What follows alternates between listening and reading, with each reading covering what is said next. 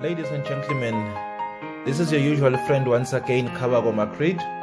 We are going to be discussing the scriptures as usual, but before we can start discussing the scriptures, can we just close our eyes a little bit and present ourselves to God?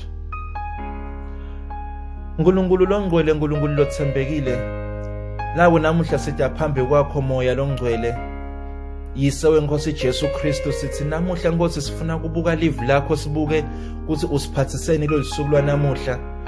Sesiyathandaza Nkosi, ngiyathandaza nami Baba, ngidawuhlephula live lakho, ngidawukhuluma ngelive lakho lingcwele, ngingashumayeli Baba ke phasiphathisana sibantu siphile emhlabeni kokuthi yini lo lebhekekile ngakithi. Sengiyathandaza Mesiya longcwele, ngiyacela ukuthi namuhla Nkosi Jesu live lakho uligqobe lisetha uphi emlonyeni wami.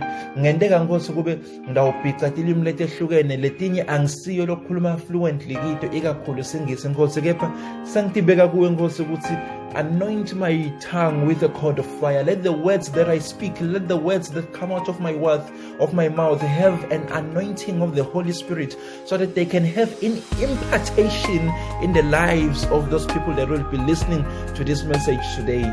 Father God Almighty, we thank you for everything. We thank you that from the last message up to this message, you have kept us alive and you have still been feeding us in spite of the COVID-19 situation that we are facing, but you have managed to keep us alive up to today where we will share your word. May you be with us, oh God, as we go through your word in the mighty name of Jesus Christ. Amen. Mvana sekhaya, namuhla ngidawufuna ukuthi sibuke live la Nkulunkulu. Silibuke encwadzini ya Jeremiah chapter 9, Jeremiah chapter 17 verse 9. Lapho khona Nkulunkulu akhuluma emagama lesiwabuka siwadzebesele, but if you go into their depths, you get to realize ukuthi lalakusho koNkulunkulu in his word has an impact today. And the most painful thing, it has a negative impact. Hence we need God. I-message yethu namuhla ndayenda what is called a flashback technique, because ngifuna ukukhuluma sibusiso kumuntu, but ngitasikhuluma lesibusiso having based it with the same book and chapter, which is Jeremiah chapter 17 verse 7. But before we go to verse 7, that is why I said it shall be a flashback. Labafunza iliterature bayati ukuthi i-flashback uyiqala ngemuva uye uyoyiphetha ngembili. Namuhla ke sitabona yona le flashback, as we are going to be looking into the blessing of a human being level verse 7 wa Jeremiah chapter 17, but sitawuqala emuva nasehlile sayinda saqala ku verse 9. LiBhayibheli kuleli verse leli lisikhulu lisivetela kabanti sithombe senhlitiyo yemuntu. Nkulunkulu uveta ukuthi inhlitiyo yemuntu ilihlobo luni losipho lakasidalile. Usivetela Nkulunkulu buthakathaka benhlitiyo yemuntu. Usivetela emacili nemacebo enhlitiyo yemuntu. Usivetela kungcola kwayo. Phindze futhi ubuta ukuthi ngubani longayati na. Ubuta Nkulunkulu. Verse 9 of Jeremiah chapter 17 uthi, that heart is deceitful above all things and desperately wicked. Who can understand it? The heart is deceitful above all things and desperately corrupt. Who can understand it, or who can know it? Let's Swati. Inhlitiyo ingumkhohlisi ngetulu kwato tonke tintfo, futhi igcwele inkhohlakalo. Ngubani longayiconza na? Asengidolifunza lele Swati ngingalibiti la engcondvweni, ngilifunze liphelele ngivanga ukuthi kukhona lokusalawo lengingakusho. Encwadzini sithe sifunza encwadzini yaJeremiah. Encwadzini Jeremiah sekangibhacela yebazalwane kawuthi 1 kepha. Encwadzini yaJeremiah chapter 17 noma sehluko se-17 livesi lemfica uthi uNkulunkulu ke inhlitiyo iyayengana ngetulu kwato tonke tintfo futhi yonakele ngalokwengcile. Ubani nje longayiconzi? Mfana sekhaya, as God has said that the heart, not just any heart, but the human heart, lena lekayidala yena wayidala uNkulunkulu. Uthi uNkulunkulu namuhla leyo nhliziyo yakho leyo, it is deceitful above all things. It is deceitful, iyayengana, ingumkhohlisi, ingumdukisi. Kwenteke namuhla usetinkingeni nje uvangaza ukuthi uyengwe bantfu lophila nabo. Kwenteke namuhla usetinkingeni nje uvangaza ukuthi bantfu lophila nabo abakakuhambiseli tintfo takho ngendlela loboyifisile, bakuyenga bakudukisa bakufaka emeneni. Kepha uthi na ubabuka ubasole ukuthi bendiwe ngisathane. Uthi uNkulunkulu namuhla loyo sathane lomsolako le yakho inhlitiyo ingcole kwenza lo sathane licobo. Angisi sathane wadala uNkulunkulu. Uthi ke uNkulunkulu kuyo yonke indalo lekhona la emhlabeni kude lokunemandla ekukhohlisa nekudukisa kwenza inhlitiyo yemuntu. Mhlawumbe ubuke ukuthi sathane wendlulele ebusathaneni bakhe, ubantfu ubadukisa ngalendlela lecakile. Kepha namuhla mfana sekhaya ngifuna ukukuvetela kube sobala ukuthi athi sathane abadukisa labantfu is nothing compared to what your heart can do. Lithi iBhayibheli ingumkhohlisi, it is deceitful, and indlela lekhohlisa ngayo ikhohlisa ngetulu kwato tonke tintfo lakatidalile uNkulunkulu. Verse 9, the human heart is deceitful above all things. Kuko konke lakudalile uNkulunkulu kude lokunemandla, lokunebuciko nemacebo ekudukisa kwenza inhlitiyo yakho. Ubona abantu nje uthi banenhlitiyo letimbi le yakho ke, ngoba phela nayo ingumdukisi. Upha umuntu indvo lompha yona, kepha noma ngakuphuma enhlitiyweni levumako le yakho inhlitiyo ingumdukisi. Ukhuluma tindzaba lotikhulumako letinyadi kufake, utikhuluma kubantu labangafaneli ngenxa yekuthi uhlose kudukisa. Inhlitiyo yakho ingumdukisi. Ligama leNkosi alibonge. Wena tonke tintfo lotentako nje awulale ekhaya uyengwe inhlitiyo yakho lengumdukisi. Uyaphinga, uyahlobonga, wenda sonke sono lesikhona lesiphathelene kulalana, uyengwe inhlitiyo yakho lengumdukisi. Unemona unalomona lekuthiwa ngumuhobholo, uyengwe inhlitiyo yakho lengumdukisi. Noma ningabe babili nibe bathathu nihlangane ngebubi, leto tinhlitiyo letihlangene takha singongongo sekudukisa. Akusho mina kusho uNkulunkulu. Aqhubeke uNkulunkulu mfana sekhaya athi inhlitiyo yemuntu igcwele inkhohlakalo. And asengiliqale past the verse, the human heart is deceitful above all things and desperately wicked or desperately corrupt. Lithi lesiswathi inhlitiyo yemuntu iyayengana ngetulu kwato tonke tintfo futhi yonakele ngalokwengcile. Yonakele inhlitiyo yemuntu. ayikonakala ukuthi ungayithatha nje uyiphesha ukhulume amagama la gitata umuntu bese iyonakala. Yonakele ngalokwengcile inhlitiyo yomuntu, seyidzinga kugugubulwa, seyidzinga ikatapila lenemandla langetulu ukuze ukuthi itawulunga. Desperately wicked. Ligama lelithi desperate lisho ukhathateka, lisho kuswela lokuhamba nekukhathateka. Ngalamafishane uthi uNkulunkulu lenhlitiyo yakho lenkhohlakalo lefuna kuyenda noma lendlela lekhohlakele ngayo, uma kude lenkhohlakalo iva iyeswele lenkhohlakalo. Desperately wicked, desperately corrupt, ingcole ngalokwengcile, lokwengcola ikweswele leni phela, ngoba phela inhlitiyo yemuntu lapha ngendlela sesishito kwekuthi ingumdukisi. Uma idukisa nje yona iphokophele kwenta lokubi, iphokophele kwenta inkhohlakalo, iphokotele ukugcwalisa lenkhohlakalo uNkulunkulu lakhuluma ngayo.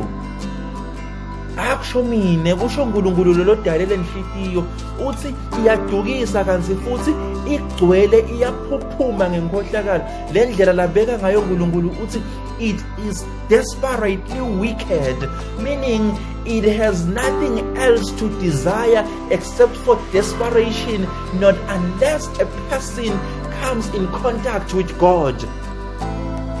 If you have not come in contact with God, you will still have the desperation to do wicked things. You could still have the desperation to do evil things, because wena utihlukanisile naNkulunkulu lo safeguarda inhlitiyo yemuntu, ngoba nguye lo wayidala, uyati ukuthi kufuna isafeguard futhi ilonzeke kanjani.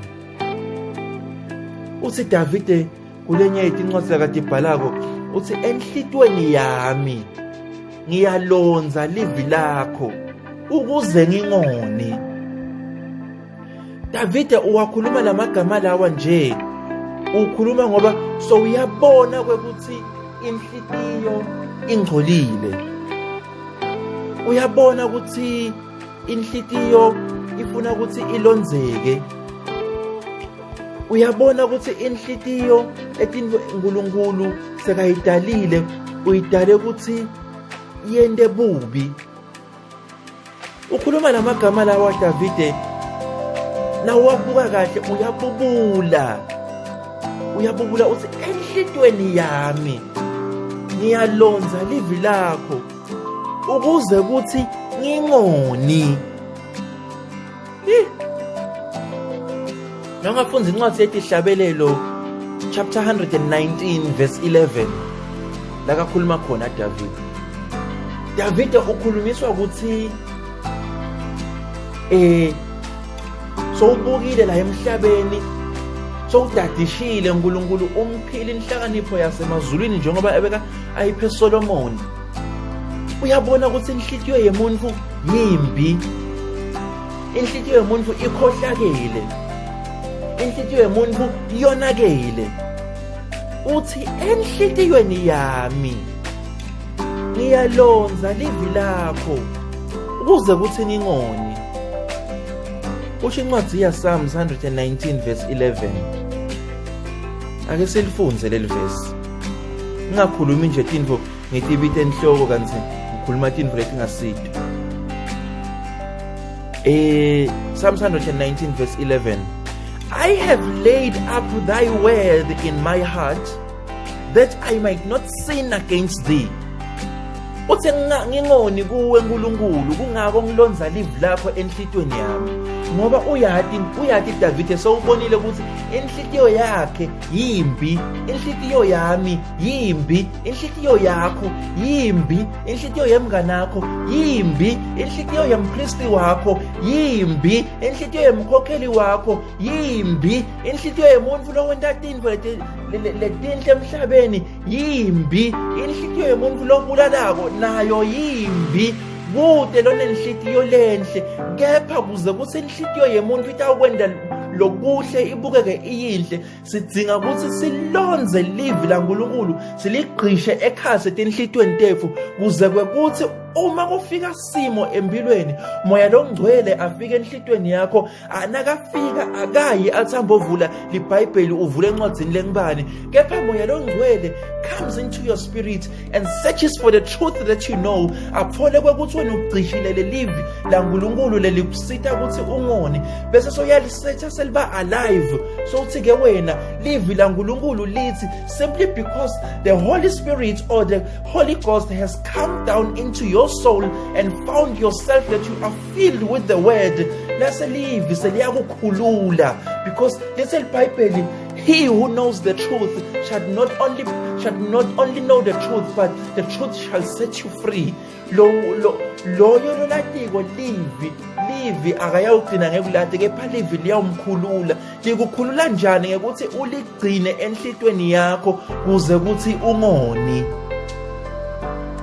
igama lenkosi libongwe uNkulunkulu lento uyindlala yaba nemaster plan kokuthi umuntu wami nangimdalile as much as ngimniketile ifree will inhlitiyo yakhe ngiyakhile ukuthi yimbi ngekwendalo yimbi ngekwemvelo akudingi ukuthi uze wendeni kuze ukuthi inhlitiyo yakho kuthiwa yimbi but all you need to do you need to be a living human being so that your heart could be clarified as a deceitful heart as a heart that is full of wickedness yimbi inhlitiyo mfana sekhaya yimbi kangangokuba when you decide to do evil things against another person you tend not to realize that you are now infringing the other person and if you do realize at times you ask yourself that so what because you think the gain or the reward is much more bigger than the price at stake but today I just want to challenge you to look into the scriptures and understand what God says to you. God says your heart is deceitful and desperately wicked. So that which you are doing, it is not an act of kindness. It is not an act of being a human being. It is an act of that your heart is wicked. Says the Lord. Yibukela inhlitiyo yakho namuhla izindla ini. Bangaki bantfu lobalimatile wabahleba. You've been gossiping all over the places that you go, all over the places that you visit. Why? And you will never stop gossiping because you do not understand why. The reason why you gossip, it is because you have aligned all your acts with your evil and wicked heart. People are crippled in spirit, people are crippled in soul because you have decided to cripple those people using your evil heart. You have lied to other people. You have deceived other people. You have said things that you are not supposed to say simply because inhlitiyo yakho iyabila iququbuka umuhobholo ngekwendalo iququbuka umona iququbuka inzondo iququbuka tintfo letingaphili kahle leni ngoba wena utinikete isikhathi wagcisha enhlitweni yakho wagcisha tintfo lokungafanele utigcishe wagcisha tintfo letikonisako wagcisha tintfo letikonako umuntu uphila leni simply because inhlitiyo yakho yimbi. Tintfo tini letigcisheka enhlitweni yakho uma ngabe inhlitiyo yakho ibe yimbi? What are the things that are filled in your spirit by default because you have a wicked heart? Vula nami mfana sekhaya uvule in the book of Saint Mark chapter 7 starting from verse 12. Uthi uNkulunkulu, from the inside of a person's heart comes the evil ideas which lead him to do immoral things or immoral activities, to rob, to kill, to commit adultery, to be greedy, to do all evil things, Deceit, uyabuya futhi deceit kukhohlisa. Deceit, indecency, jealousy, slander, pride and folly. All these evil things come from the inside of a person and make a person unclean. Ligama lenkosi libonga. Uthi uNkulunkulu kule ncwadi yaMarko sahluko se7 verse 12. verse 21 uthi ngokuba inhlitiyo uthi ke ngekhathi kwenhlitiyo yemuntu kucishiwe noma kukhona bubi, kukhona imizindlo nemicabango lemibi leyenda umuntu ukuthi ende tintfo letingcolile noma ende tintfo letinengihohlakalo. Uthi uyachubeka athi uyatibala ke tintfo letinengihohlakalo uthi kunekukhuthuza. Sigcwele bosidlali nje namhlanje bakhuthuziswa yini tinhlitiyo tabo timbi ngekwemvelo. Kunekubulala, kubulala kulamalanga kunyukela ezingeni lelisetulu ngalokuthi tinhlitiyo temuntu, inhlitiyo yakho umuntu yimbi. Lithi kunekuphinga, bashiye amabhodza abo bayofuna lemabhodza labanye ngephandle, bashiye abafati babo bayofuna labanye bafati ngephandle. Leni ngoba tinhlitiyo tabo dimbi. Kunebukhali, bukhali ukuveta ngalokusobala uNkulunkulu ukuthi bubi uvele enhlitiyweni lembi. Bese uyaqhubeka uNkulunkulu uthi benda tonke tintfo letibusathane naletimbi bendiswa tinhlitiyo tabo. Uphindze uyaveta ukuthi bayakhohlisa. Ukhuluma ngemuntu nyalo uNkulunkulu, umuntu lonivulelwa inhlitiyo yakhe lembi ukuthi endele tintfo leti. Abese sokuthi bede inhlonipho, bede kuphobeka, indecency, futhi banemona, umhobholo, baya livi labo libsheleleti liyayenga, bakhuluma lokungasiko, bayakhohlisa, they slander. Ngetulu kwabo konke banemgcapho, bantfu labaholwa bobi betinhlitiyo banemgcapho. Mfana sekhaya kusho uNkulunkulu akusho mine. Siyambonga uNkulunkulu ukusivetela tonke letintfo leti. Utibala lapha encwadzini yamakho sahluko se-7 from verse 21 uthi banemugcapho. Ngiyagcizelela lapha. Uva umuntu athi mine angendiwa nje. Uthi uyamkhulumisa umuntu avela abuke eceleni athi ngeke uzukuboneke kimi lo, mina angendiwa nje. Leni ubokwathi ukuthi umuntu lokhuluma kanjalo uholwa ngomgcapho kude lokunye.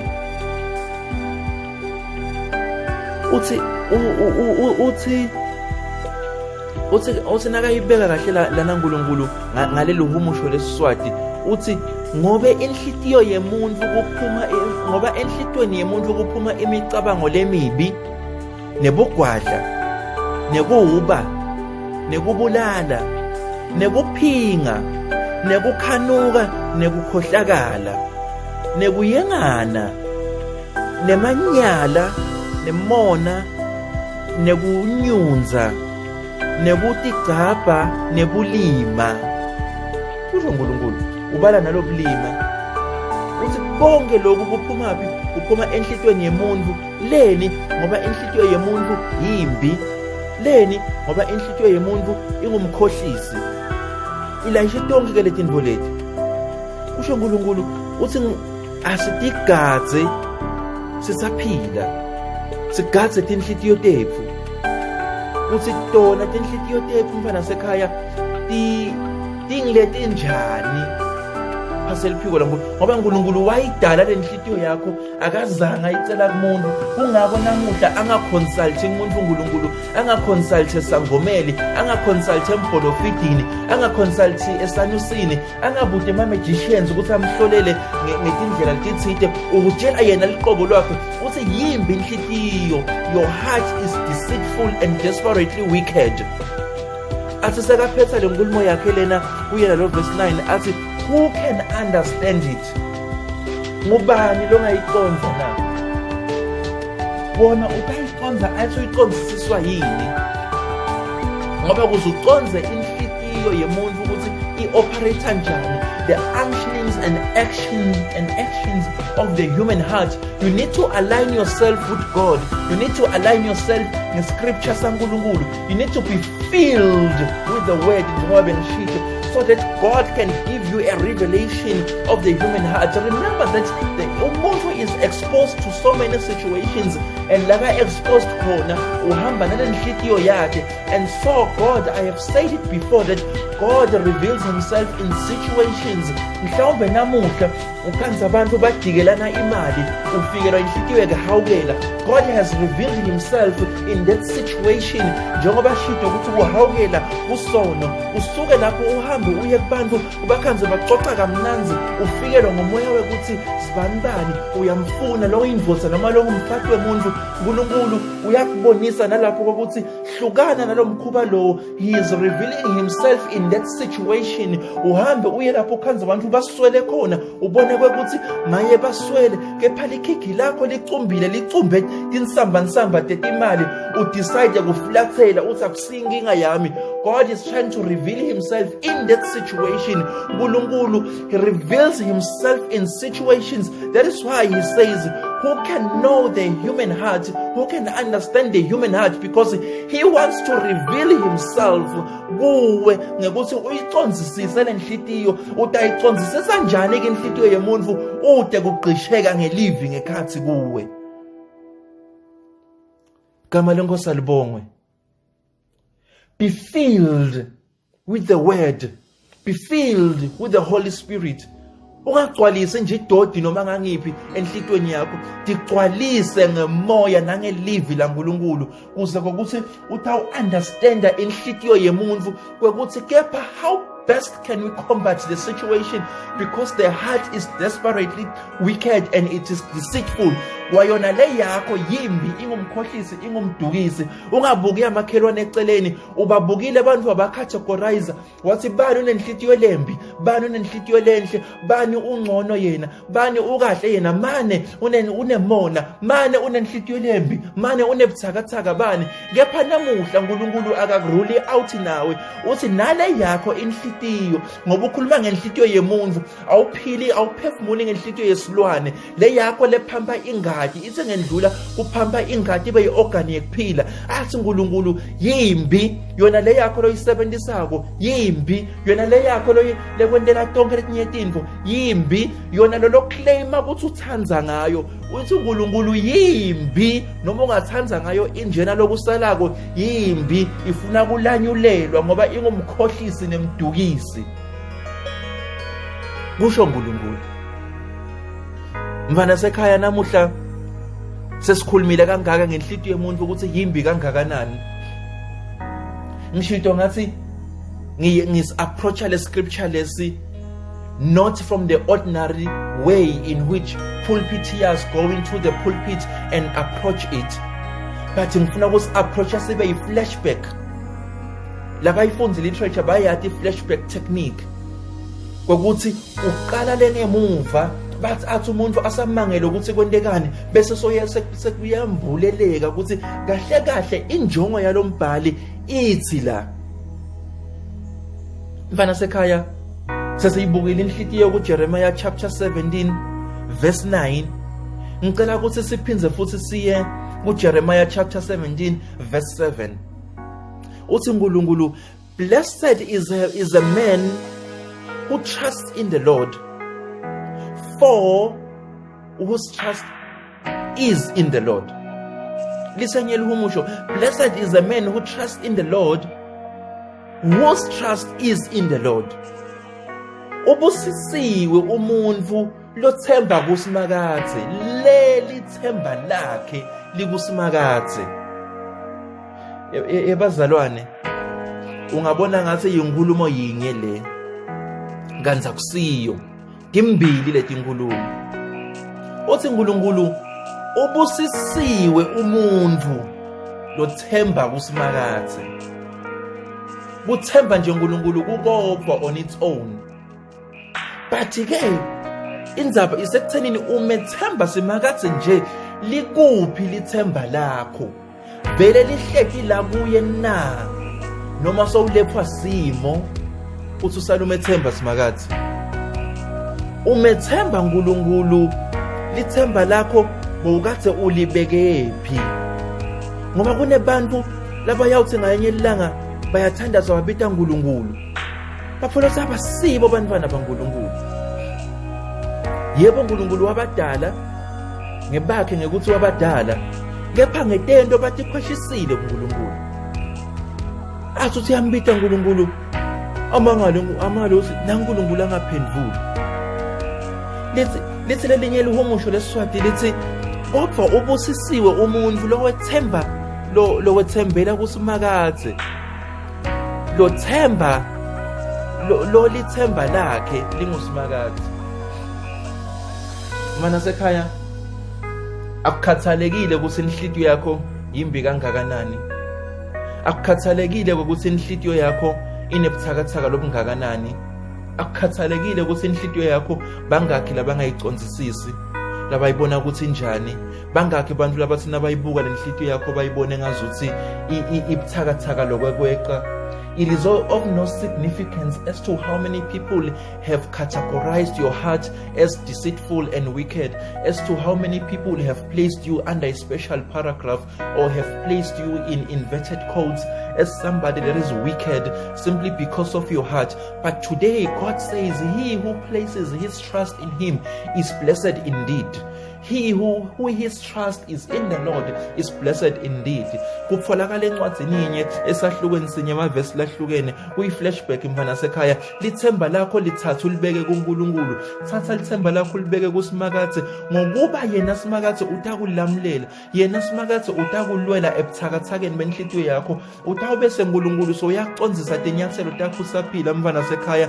Athi indlela ihamba lana, indlela iphuma ngalana, ngoba yena uNkulunkulu losabonile ukuthi nangu umfana uyalonza live lami enhlitweni yakhe kuze ukuthi angoni, bese uNkulunkulu so uyayiguide inhlitiyo yakho so uphila uyanetheteleka usaphila emhlabeni.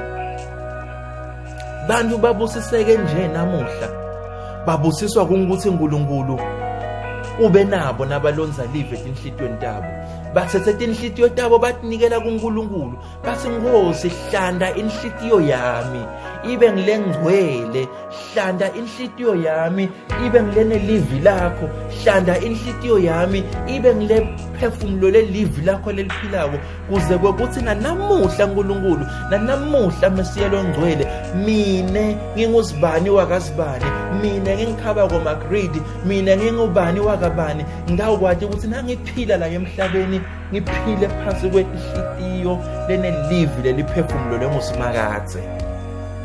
That is the message I have for you today. uNkulunkulu can still save yourself from your heart. uNkulunkulu angakwephula mfana sekhaya, akwephule kulesimo lobhekene naso ngenhlitiyo yakho. Bangakhi abantu lobalimete namhla balimata ngenhlitiyo yakho, bangakhi abantu lobabulele wabulala ngenhlitiyo yakho, wangendlule kubabulaleni wabangcwaba baphila ngenxa yenhlitiyo yakho. Bangakhi abantu labasakubuka as a role model today, but simply because ababoni ukuthi inhlitiyo yakho has been misplaced and has been misguided. How many people do we have today labathi nabakucabanga wena bakubone ngazi ukuthi you are upright in the face of the Lord, or else you know deep down that you do not live according to the principles of God. You don't live according to the principles of God, not because you are somebody that is not worth living upon the principles of God, but simply because you are somebody that does not want to take up the word of God and make it a priority in your life and feel it in your heart so that your heart could be saved. How many people do we have today who you share your lives with, who you share your living with, who you share everything with, that do not know that you do not share with them in good faith, but each time you share with them, the moment you turn your back on them, you say to the next person, did you see that? He thinks he's a better off person, yet he cannot do without me. How many people have you put under that paragraph today as you claim to be righteous and good? Bangakhi bantu namuhla labasaba kubuyela emuva bayolungisa tiphambeko tabo nebantu ngoba wena ubafake etinvweni labangasakhoni kubuyela kuto emuva ngendzaba yenhlitiyo yakho lembi. Bangakhi balahlekelwa kuphila kwabo? Bangakhi balahlekelwa ama-positions empilweni simply because wena uvumele inhlitiyo yakho lembi and get the better part of you? Bangakhi bantu namuhla lesitaba ngcwaba bangaphinzi bavumbuke empilweni, bangaphinzi baphile simply because wena uthethe inhlitiyo yakho wayenda yakwenda waba ngulusifa licobo lwakhe, wathatha abantu wabafaka ekubhujisweni lokungona phakathi. Namhla sekufuna silapha inhlitiyo yakho, silapha inhlitiyo yabo bonke futhi lolo bonile simply because wena uvumele Sathane wathatha iadvantage yokuthi inhlitiyo yakho yimbi ngekwemvelo. Dingakhi tindvelo ti-achievile wati-achieva ebubini. Leni ufelani ulwelani kangaka mfana sekhaya? Awuboni leni ukuthi uthi uNkulunkulu le nhlitiyo yakho yimbi idzinga kulungiswa? Kube injini yemoto ngangithi idzinga ku-overhaulwa, idzinga kubethelwa, idzinga kushayelwa tipikile letifanele, ibambeke ihlale in place ukuze ukuthi itawuphefumula lokufanele. Yimbi inhlitiyo yakho namuhla, udzinga simakadze ukuthi akulonze akuphilise le nhlitiyo yakho lembi. Siyambonga uNkulunkulu namuhla mfana sekhaya ukuthi le message le ayiketeli ukuthi nje itohlala umuntu ayade, but it has come ngokuthi i-impartation yayo yento umuntu ashintshe kuphila kwakhe. Ngoba mfana sekhaya liyeta lisuku lekwahlulelwa lapho khona uNkulunkulu ayosihlulela ngetento tefu letitalwa tinhlitiyo tefu letihlobisa noma tingcolisa spirit sethu. Spirit sakho is nothing but simply your expressed image kuqubuka lengekhathi kuba expressed kuleli dokodo lophila kulo umuntu. Siyambonga uNkulunkulu kusipha live lenhlakanipho namuhla sisabhekene nebuthakathaka betinhlitiyo tefu. Sithathe ubungcwele bakhe, athathe ubungcweliswa bakhe, sibuyisele livumo kuye. Sithi uNkulunkulu sitha mina, sitha makhelwane, sitha live, sitha umndeni wami, sitha umhlaba wonke, silungise inhlitiyo tefu ukuze sitakwazi ukuthi sibuyisane nawe. Silonze live lakho ukuze ukuthi singone. Ngeke sone uNkulunkulu uma wena utawusigayida sibambe live lakho ngekweliciniso. Mfana sekhaya, nalo livi bengikuphathele lona namuhla. Nalo livi lengifuna uphile ngalo namuhla.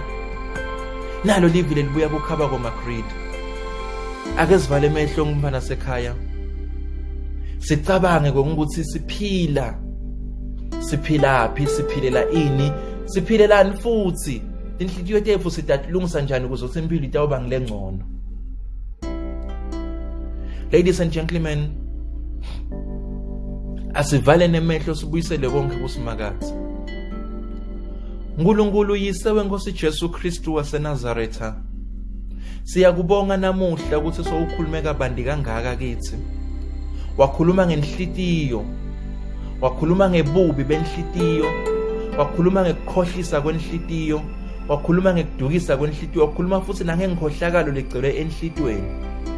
Nangu umlaleli wakho namuhla so uvile ukuthi wena uthini uNkulunkulu. Sesiyathandaza namuhla lo mdzala wetinsuku kokuthi busisa abantwana bakho ngamunye bahambele Nkosi ungcwelise tinhlitiyo tabo, ubakhuthathe kufundzeni live lakho lekuyinsika yokuthi tinhlitiyo tabo tihlale tigcishwe ngelive lakho, kuze kwekuthi uma sidibana netimo empilweni sidibane nato sinenhlitiyo yakho legcwele boNkulunkulu kuze ukuthi sitawukhona kuncobana naletimo leto. Ngiyathandaza namuhla uNkulunkulu, ngiyathandaza yisa wenkosi Jesu Kristu waseNazaretha kokuthi tinhlitiyo tefu atihlale la kufanele khona, atihlale kuwe kuze ukuthi utawusincobela timpilo sibhekana nato. Konke lokhu Nkosi ngicela kuwe simakadze, ngicela kuwe egameni laJesu Kristu waseNazaretha lelinamandla, Kude lelinye ligama lesiniketwe lona ngaphandle kweligama laJesu linamandla. Sibita lona-ke namuhla Nkosi. Sithi lonza umlaleli asekhaya, lonza umlonza asemotweni, umlonza asemsebentini, kuphi na kuphi la kufinyelela khona lena message. Alonzeke nenhlitiyo yakhe ilonzeke ngalokuliqinisa nangalokunemandla egameni leNkosi Jesu Kristu waseNazaretha. Amen.